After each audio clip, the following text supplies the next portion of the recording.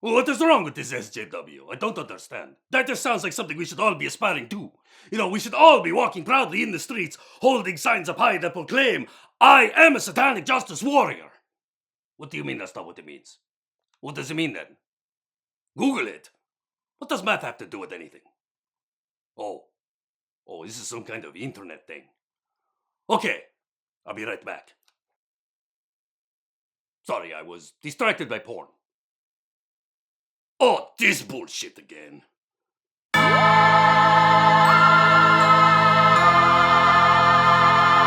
Well, it should be pretty obvious that horror fans and social justice warriors do not tend to be the same people. Oh, I'm sure you could find the occasional example here and there. And certainly there are a lot of horror fans and monsters that are into equality. I mean, take zombies, for example. They do not see race. They will pretty much eat anybody. They are very egalitarian that way. But no, we're not talking about people that fight gender inequality or against racism. No, we are talking about hashtag warriors and like keyboard people that I fucking completely screwed up that line. We'll start again. We're not talking about people who fight gender inequality or fight against racism. No, we are talking about hashtag keyboard warriors and the people that lead them. You know, people that really get off on like showing, oh, I am so tolerant, oh, I am so understanding, because I think for them it's like some kind of sexual fetish. It's like people who are really into My Little Pony Friendship is Magic, you know? They're all like these older men into this cartoon for little girls. There is something very creepy and fetishy going on there. Oh shit, here come the angry tweets! They become less tweets and more twats at that point. Look, as a non-white person,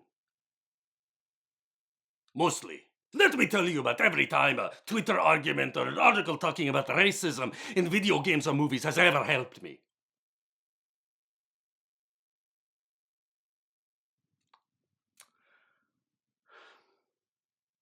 I am still waiting for that to happen. It has never gotten me a job, no girl who has ever rejected me because of my race has ever changed her mind, and of course, no one who has used a racial slur has ever apologized. But what has happened is people I would normally consider friends have gotten mad at me for not being sufficiently politically correct. And it's usually white people that go on these Twitter wars about racial sensitivity, and that means that it is almost always a white person telling you what you can say and do.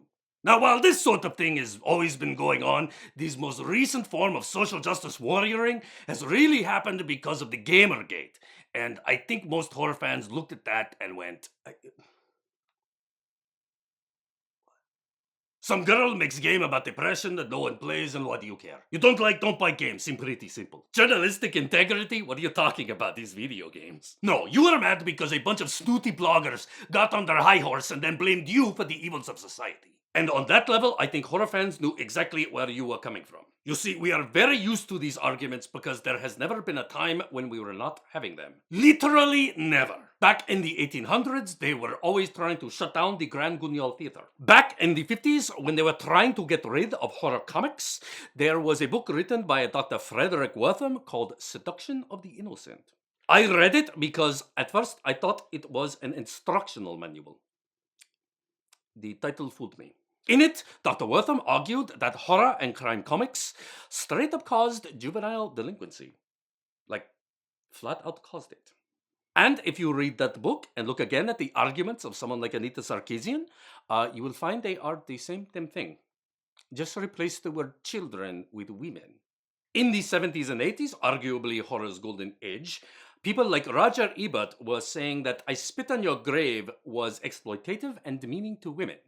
And if you want to see my entire response to that, you can watch it here.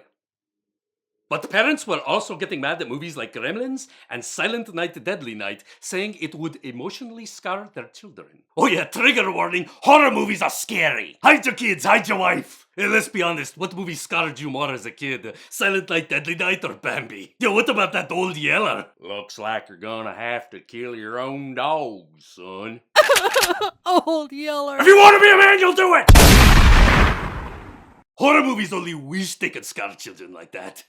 But we're trying. We're trying. I think another reason that horror fans do not tend to become social justice warriors is that social justice warriors, I have noticed, are often these really lonely single guys who think that being really aggressively feminist and really aggressively anti-racial is a good way to impress chicks. I am not saying you do not believe in this stuff, but let's be honest. I think part of the reason you are being so loud about it is you're trying to get laid. Don't try lying to me, guys. I worship the prince of lies, although that is largely anti-Satanist propaganda. And the reason I bring this up is I do not know if you have noticed, but there are kind of a lot of girls in the horror fandom already. Like, they are around, and they are just as much into shock and horror as the boys. They are totally on the boobs and blood bandwagon already. When your role models are Morticia Adams and Elvira, you are not going to be able to impress that type of girl with how politically correct you are. I think about the only thing they would like to change is what all of us as a horror fandom would already like to see, which is simply more female creators in the genre. And if you have been paying attention the last few years, that is already happening. Girls have a sickness all their own, you know.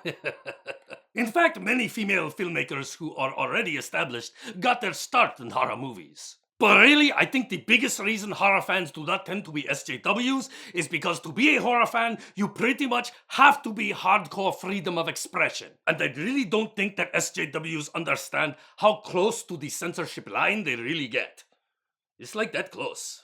Most of you have not noticed, but we have. Because, like I have said, we have always been fighting this shit. Remember, free speech and equality pretty much have to go together. Because if you do not have freedom of expression, the tools you use to silence others today become the tools to silence the minority tomorrow. And if we do not have the freedom to express a topic in as many ways as possible, we are never going to find a solution. And for that reason, freedom of expression cannot abide political correctness. And personally, I am offended that the new moral guardians have attached themselves to the gender and racial equality movement. Because in the long run, they will not be doing us any favors. For them, it is not about doing what is right, it is about using your outrage to gain more power for themselves. They are using you, and they do not care about doing the real work of social progress. They will always try to silence any voice that does not agree with them, because one is always easier than the other. And these social justice warriors, they are unfortunately unwittingly playing right into their hands.